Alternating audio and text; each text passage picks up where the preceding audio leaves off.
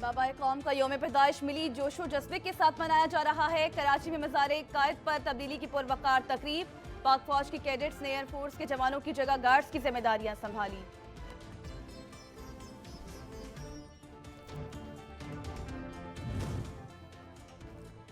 DG ranger Sindh की मज़ार कायद पर हाजिरी। मेजर जनरल अजहर वकास ने मज़ार कायद पर फूलों की चादर चढ़ाई। कायद आज़म की रूह के एहसाल सवाब और मुल्क व कौम की तरक्की खुशहाली के लिए दुआ।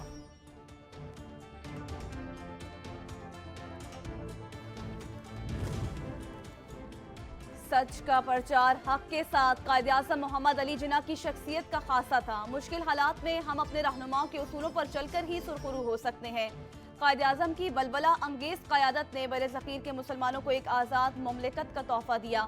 गवर्नर पंजाब बलीगुर रहमान का बानी पाकिस्तान को खराज अकीदत।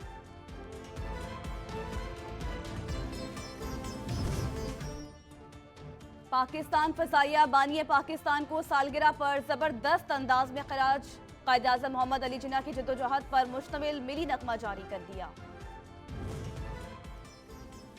और पाकिस्तान में बसने वाली मसीही बिरादरी मजहबी त्यौहार क्रिसमस मजहबी अकीदत व एहतराम के साथ मना रही है। शहर शहर गिरजाघरों में तकरीबात का एहतमाम। हर गीत गाकर मिली सलामती तरक्की जर्फ चरागा। मसीह खुशहाली के लिए दुआएं।